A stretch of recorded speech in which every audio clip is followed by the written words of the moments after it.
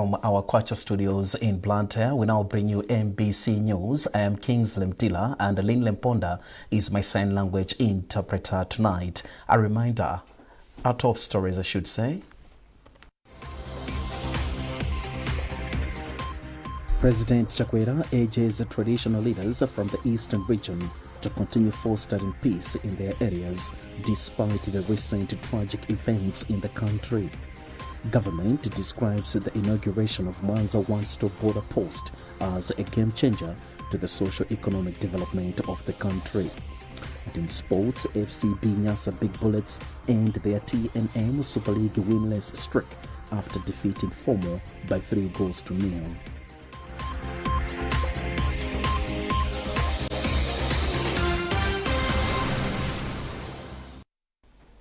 Good evening and thank you for joining us. And now to our top story. His Excellency the President, Dr. Lazarus Chakwera, has urged traditional leaders from the eastern region to continue fostering peace in their areas despite recent tragic events in Malawi. Dr. Chakwera made the remarks at Chikoko Bay State Lodge in Mangochi, where traditional leaders from the eastern region visited to express their condolences for the tragic events the country experienced in the month of June. Dave Umar reports. Traditional leaders from the eastern region paid a courtesy call to President Dr. Lazarus Chakwera at Chikoko Bay State Lodge in Mangochi. Led by Paramount Chief Kawinga of the Yao, the traditional leaders conveyed their condolences to President Chakwera following the tragic incident in June 2024.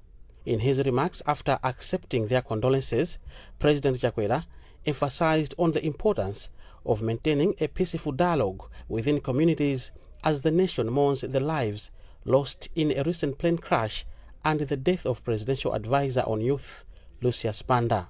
The Malawi leader further assured the chiefs that his administration is actively working on programs targeting them and the youth, which will include providing soft loans to improve their livelihoods. For his part, Minister of Local Government Richard Mwendo Banda highlighted the importance of traditional leaders condoling the president, saying it aligns with Malawian tradition and culture. The tragedy that we went through last month, and we lost the Right Honorable Vice President, Dr. Saulos Klaus Chilima, and then other 8 people who are working in his office.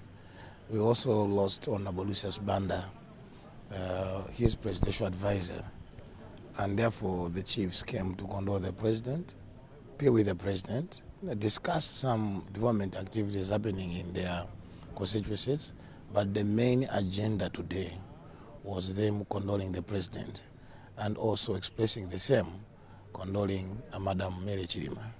They will be always with the families, pray for the families, and make sure that they support the president during this tragic time that we're going through as a country. The traditional leaders present included traditional authorities and sub-TAs from the eastern region, Zomba, Machinga, Balaka, and Mangochi. Notable attendees included Director of Chiefs, Charles Makanga, and the regional chairman for the Malawi Congress Party in the eastern region, Foster Tandama. Dave Umar, MBC News, Mangochi. Vice President Dr. Michael Usi has called on civil servants to be dedicated to duty for the country to develop and achieve its 2063 development dreams.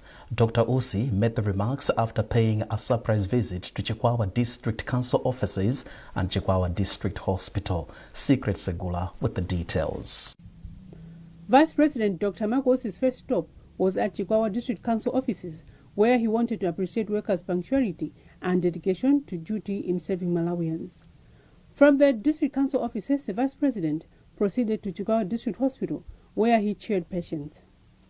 Speaking after the surprise visit, Dr. Michael Usi commended the District Commissioner, Nadine Kamba, and Director of Health and Social Services, Dr. Grace Momba, for being exemplary and committed to duty. We know very well that many people in Malawi don't keep time. And it's like, it's tradition. So I wanted to find out how the district council, Chikwawa, is managing their time. I'm very happy that they appear to be a model of excellence because the DC is keeping time from what I've seen today, the DHO, and even in the hospital, the nurses are up to date. public health issues, they're up to date. So I'm very, very happy that this is a civil servant that knows what to do. Dr. Usi further urged those in leadership positions to be proactive and innovative to develop Malawi. We are talking about projects. There are so many good projects that are meant to benefit Malawians, but they are stuck in the offices because somebody decides, well, I'll do it tomorrow, I'll do it next time. This time around, we'll give nobody that luxury. We are going to go after them and make sure that those that deserve to be booted out, they have to be booted out. There are so many people that are praying day and night to God. Please, God, give me a job. Please, God, give me a job. And somebody has a job and is playing with it. We need to save Malawians better. From the Chikwawa Boma, the Vice President, Dr. Michael Usi, stopped at Taba Trading Center along the Blantyre-Chikwawa M1 road, where he interacted with business people selling their merchandise. Dr. Usi is in the southern region for a number of official engagements. Secret Segula, MBC News, Chikwawa. Blantyre District Health Office has denounced fears on COVID-19 among city residents following increased flu cases in the district. In an interview with MBC, Director of Health and Social Services from Blantyre District, Dr. Gift Kawalazila, said the increase is not related to COVID. We have a report. Recently, there has been a rise in reported cases of flu in Blantyre, heightening fears they could be related to COVID-19. A recent visit to some clinics in the city revealed some health facilities receives over 70 flu cases in a day. While confirming the increase in the cases, Director of Health and Social Services for Blantyre District, Dr. Gifty Kawalazira, said the rise in the numbers is due to the cold weather the country is experiencing. Indeed, as you know that we are in winter, and the weather was very cold, especially over the past month. So it is expected that we register a lot of influenza cases and coughs in our facilities.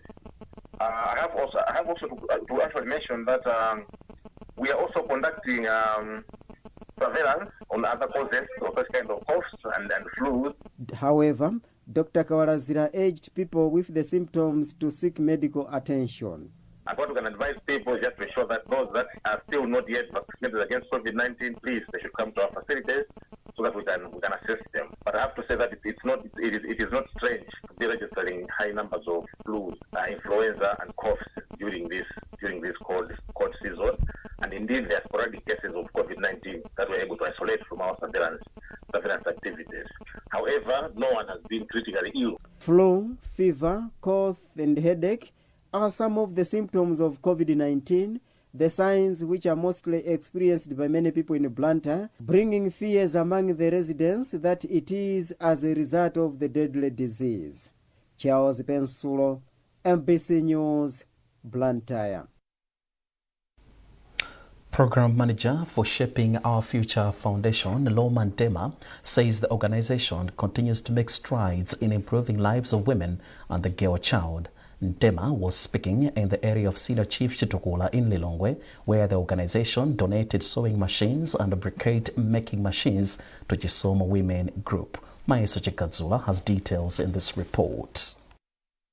Shaping Our Future Foundation is an organization founded by the First Lady, Madame Monica Chakwera.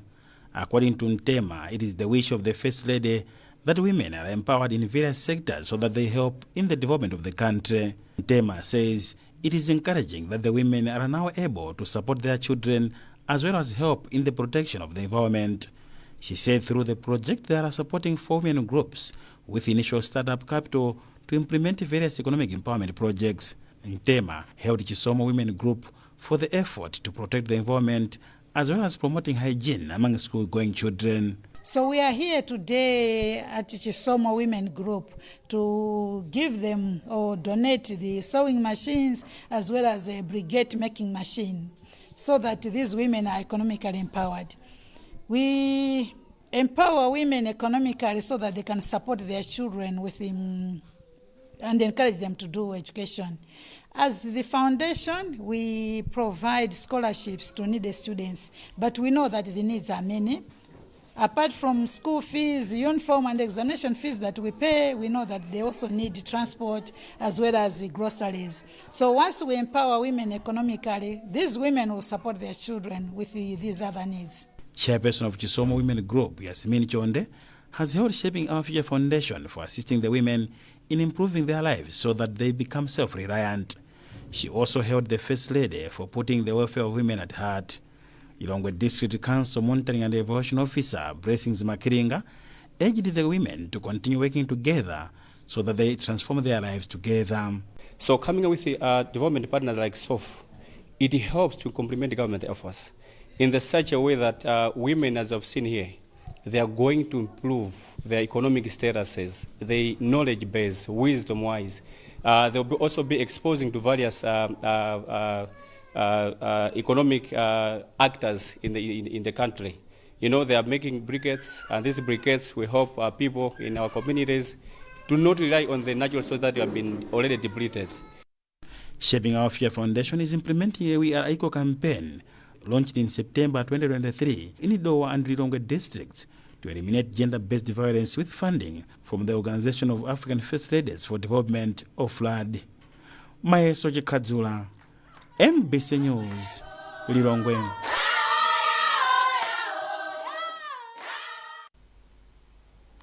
You're watching MBC News with me, Kingsley Mtila, and my sign language interpreter is Lynn Lemponda. A reminder of our top stories. President Chakwera urges traditional leaders from the eastern region to continue fostering peace in their areas despite the recent tragic events in the country.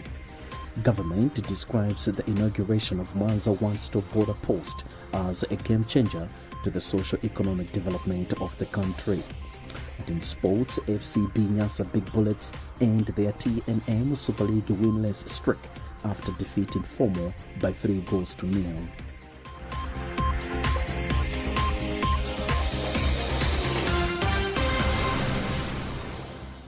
Welcome to St. Peter's Private Schools in Imponela, where we prepare our students for the future with excellence, diversity, and innovation. St. Peter's Private Schools in Imponela offers a wide range of academic programs that cater for the interests and abilities of our students. Our teachers are qualified, experienced, and dedicated to helping learners achieve their goals. We have 3 schools under St. Peter's Private Schools. We have a primary school, boys' secondary school, and a girls' secondary school at your disposal. Science and technology are crucial in today's world. We have audio visual learning facilities, state-of-the-art laboratory, and a modern and well-equipped library. At St. Peter's Private Schools in Imponela, we also celebrate our diversity and our culture. We also prepare our students for the next stage of their lives. So what are you waiting for? Join us at St. Peter's Private Schools in Imponela today and discover your potential. St. Peter's Private Schools in Imponela. In Malawi, where the rhythm of life beats strong, there's a name that's been a beacon of trust for 7 decades. That name is Old Mutual. For 7 decades, we have stood beside you, weathering storms and celebrating triumphs. Since the opening of our first branch in 1954, we continue to help Malawians achieve their lifetime goals and dreams. 70 years of doing great things with Old Mutual.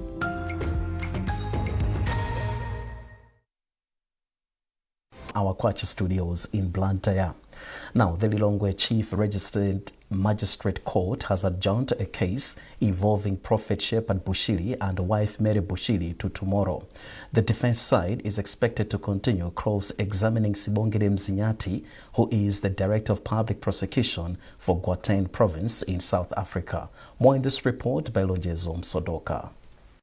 The extradition case involving Shepherd Bushiri and wife Mary was back in court on Wednesday as defense lawyer Wapona Kita continued cross-examining Sibongile Mzinyati, who is the Director of Public Prosecution for Gauteng Province in South Africa. During cross-examination, Kita asked Mzinyati to show the court 8 documents relating to the warrant of arrest for Prophet Shepherd Bushiri in connection with rape charges against him, but the witness showed only 3. This is how Kita summarized the outcome of the cross-examination. We have been able to show the court 4 withdrawal statements which relate to the rape victims. And in those withdrawal statements, the witnesses are able to show that no, they were not paid anything to withdraw their statements and they were not raped by the prophet. They were in fact forced by the investigator to make fake rape allegations against the prophet because that's the reason why they wanted him to leave Malawi. We have also shown that there was a particular individual who recruited all those girls to make the false allegations against them. And at the end, I think the witness has agreed that in the light of those statements, it's not a case which is worth taking for trial. In the extradition request, they are saying there are 8 complainants, but in the same extradition request, there are only 3 warrant of arrest. But at the same time, I was shown that there are 4 withdrawal statements. Meanwhile, State Advocate Zigondyantu Malunda says despite some of the witnesses withdrawing their cases in South Africa, the state will continue with proceedings for the extradition case. The purported withdrawals are made or were made in the Republic of South Africa. At this point in time, we are of the view that they are not supposed to be used here. In fact, they are only used in cross-examination and are not evidence. If anything, should the fugitive offenders be extradited to the Republic of South Africa. Prophet Bushiri and wife Mary are wanted in South Africa to answer money laundering and fraud charges. According to defense, they hope to conclude cross-examining Mzinyati Thursday and give room for the state to re-examine. The state also says re-examination of the witness will not take more than a day. Lonyezo Msodoka, MBC News, Lilongwe. Government has described the inauguration of Mwanza One-Stop Border Post as a game changer to the socio-economic development of the country. Minister of Trade and Industry Sosten Gwengwe echoed the sentiments in Mwanza during the official handover of the facility to the ministry. According to Gwengwe, the facility will spur economic activities at the border and create a conducive environment for the business community. He explains. So basically what the government has done is to reduce the number of agencies at these borders. So we now have about 5 critical ones. Sometime back we used to be having 14 institutions at one border, and it was a lot of duplications, a lot of delays for our traders or business or private sector, so to speak. And this one-stop border post, because they have to stop only at one side of the border and not duplicate the processes at both sides, Malawi side and Mozambique side. So time is money, and the private sector likes doing things in a speedy manner, and we believe that unnecessary delays at our borders will be a thing of the past, and this will facilitate a lot of trade in the country. So, like I've said, we are a trade facilitating ministry, and we know that we need to make processes much simpler, much easier, and much cheaper for our private sector. And I will be introducing the national single window in the next few months, so that all the documentation can be lodged on one single window on an online platform. And we believe that all these will make imports and exports much seamless. Commenting on the development, Deputy Commissioner General for Malawi Revenue Authority, Henley Ngutwa, says the opening of the facility will reduce the traveling time people used to spend when processing documents, since all agents and clearing companies will be housed under one roof. The 3.2 billion kwacha project started in 2021 with financial support from the World Bank. No, it's a crucial facility because as a government, the Minister of Trade, as the Minister indicated in his speech, they are driving trade facilitation. Trade facilitation is crucial to helping or supporting private sector in the doing of business. And trade facilitation essentially involves making sure that the border processes are seamless. There's efficiency in terms of time management, such that goods or people entering or exiting the country do not stay long in the country. But most importantly, the goods have to move into production as quickly as possible. So the MRI's target, for example, is to have a time release of not more than 3 hours. Our aspiration is to have a truck or a container arrive at the border and be cleared within 3 hours, because we feel that that's what underpins trade facilitation.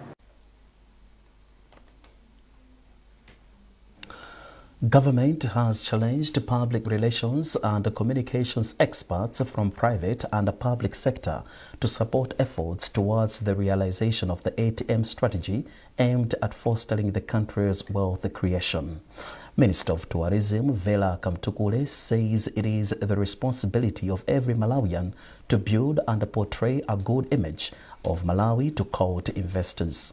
The minister made the remarks when she joined Public Relations Society of Malawi's inaugural World PR Day commemorations in Lilongwe.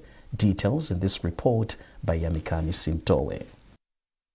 The World PR Day is celebrated annually on 16 July and serves as a global recognition of the essential role public relations play in shaping public opinion, fostering trust, and driving effective communication. Speaking when she joined the Public Relations Society of Malawi's inaugural World PR Day commemoration in Lilongwe, Minister of Tourism Vela Kamtukule called on Malawians to always build and advance national image building trends. The minister said Malawi is endowed with a variety of natural resources which make Malawi a great tourism destination, though some Malawians love propagating bad stories about the country. There's no other person whose responsibility is to speak well about our country. That's us. So we shouldn't take that responsibility to somebody else. It's not Americans or somebody from Zimbabwe or from Namibia that is going to come here to talk good about our country.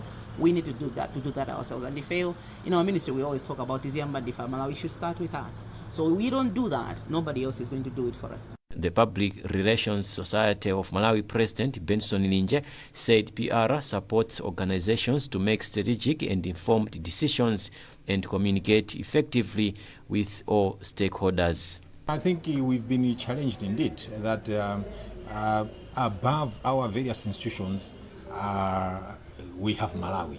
You know, without Malawi incorporated, then we won't have the space to do various activities. So it is a core indeed that all our activities as PR practitioners should be aligned, and we are the people that can help various organizations to streamline. Maybe we have ATM strategy, we have 2063 agenda. We are the people that can weave in these high level strategic ambitions of the country. Public Relations Society of Malawi celebrated the World PR Day under the theme The Future of Public Relations in a Changing World. Yamigan Simtowe, MBC Lilongwe. The Association of People with Albinism in Malawi, APAM, has disclosed that it has secured funding for the construction of sunscreen lotion manufacturing factory in Malawi. APAM President Yang Mohamba told MBC that the factory will ease pressure on Forex as currently they are importing their lotion. Alex Mangosi has filed this report, read by George Mkandawire. Considering the sensitivity of the skin of people with albinism, it is recommended that they should be applying sunscreen lotion to avoid skin cancer. However, the lotion is not locally produced and is procured outside Malawi. Realizing this, Association of People with Albinism in Malawi, APAM, has sourced funds for the construction of a factory to manufacture the lotion locally. In an interview with the MBC, APAM President Yang Muhamba called on the Ministry of Lands to allocate land for the factory, saying it will also create job opportunities for Malawians, including people with albinism. So what we did is we decided that maybe if we construct a local sunscreen factory, then we can be able to bypass all those challenges. And also you should know that this sunscreen factory will be managed by persons with albinism themselves. For example, me, I'm the pharmacist by profession, so I'm very well, I'm aware of the minimum standards and everything to do with the production. And we have also other persons with albinism who are very, very aware of all these things. So what I'm trying to say is that the management of it will be done by persons with albinism. And also we will be able to employ persons with albinism there. So that will also help as a job opportunity for persons with albinism. So the problem that has been there is that the Ministry of Lands has been delaying to provide us a piece of land. Responding to the concern, Minister of Lands and Housing, Deus Gumba, said his ministry will soon allocate land for the factory. Let me say that regarding the place or a plot where they can construct the factory, that is really within the domain of my ministry, and rest assured that we'll provide that particular plot so that they can do the construction for the factory in terms of perhaps the manufacturing lotion and the like. According to the National Statistical Office, NSO, Malawi has a population of over 136,000 people with albinism. And in sports, FCB Nyasa Big Bullets have ended their TNM Super League winless streak after defeating Fomo by 3-0 at Kamuzu Stadium to move into position 5 of the TNM Super League table with 20 points. Praise Majawa has compiled this report, read by Norbert Jameson. The victory comes after a frustrating start to the season for the quadruple winners, who had endured a 5-game winless streak, marking their worst start to a league campaign in 8 years. Maxwell Podo, Babatunde Adepoju and Stanley Biriati scored for the Red Army to condemn Fomo to their 6th away defeat of the season. Following the win, Bullets have moved from 6th to 5th position in the league, while Fomo remain on position 12. Elsewhere, Craig Sporting Club failed to move into 2nd position in the league following a 2-1 defeat against Civil Service United at Civil Stadium in Lilongwe. At Chitowe Stadium in Duangwa, Mafco beat Karonga United 2-0 to move into 7th place.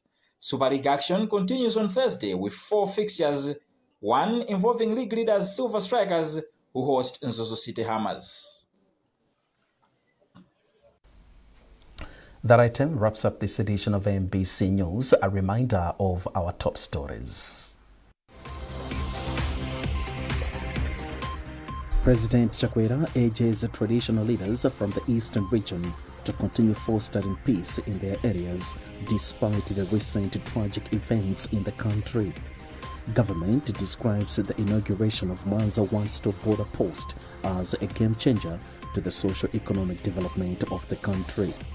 And in sports, FCB Nyasa Big Bullets end their TNM Super League winless streak after defeating Fomo by 3-0.